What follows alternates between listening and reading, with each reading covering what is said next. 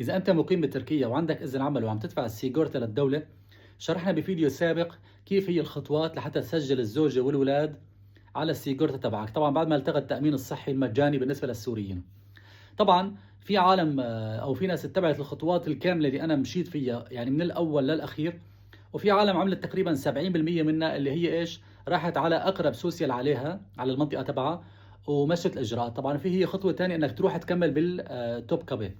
طبعا اذا كان الخطوه الاولانيه بتكفي لحالها او لا، ما عندي معلومه اكيده، لكن انا اللي شرحوا لي انه لازم تعمل الخطوتين.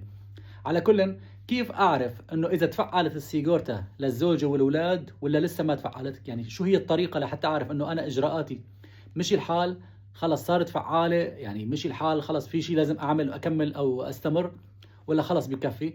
تابع هذا الفيديو، راح احكي لكم كيف من الاي دولات بتدخل على حسابك او حساب زوجتك وبتعرف اذا خلص تفعلت السيجورتا تبعكم ولا لا.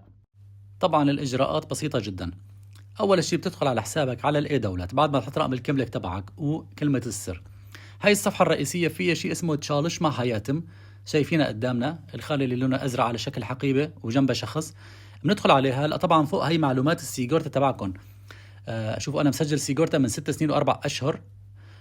وطبعا اذا حركنا شوي على طرف بيقول لك انه كم سنه باقي لك لحتى تطلع على التقاعد. طبعا هذا القانون لسه حاليا مو ساري على السوريين، لكن هي معلومات موجوده، معلومات الدفع تبعكم. هلا بننزل نحن لتحت، شوفوا عندنا شيء اسمه صاغلق او تداوي، يعني صاغلق وتداوي بنفس الوقت. بندخل على هذا الخيار اللي هو صاغلق وتداوي، بيطلع لنا كمان مره ثانيه صاغلق، اول خانه على اليسار من فوق، بندخل عليها مره ثانيه.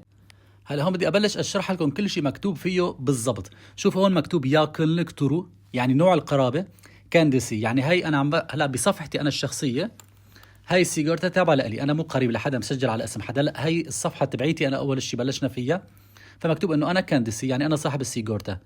شوفوا هون بتاريخ 15/1/2026 بلشت تفعلت، يعني انا قبل ما كانت مفعله لانه كنا لسه على السوريا سيجاكي. هلا اكثر شيء نحن بيهمنا من هي الصفحه اللي هو اخر شيء.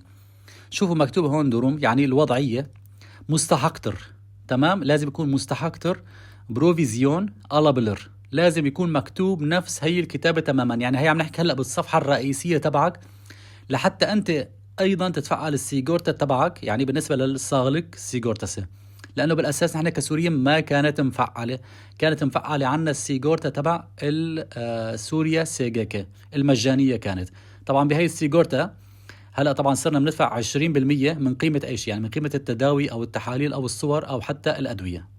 هلا بقى بنروح بندخل على الاي دولت من حساب الزوجه او الاولاد. طبعا الاولاد اظن الصغار ما بيكون عندهم اي دولت، خلينا نقول الزوجه لانه اصلا اذا تفعل للزوجه بيكون تفعل للاولاد.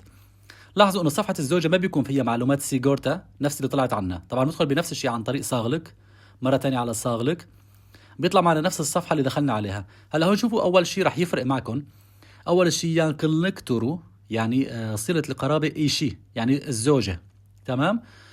تاريخ تفعيل السيجورتا هو نفس التاريخ اللي أنا اتفعل فيه السيجورتا تبعي.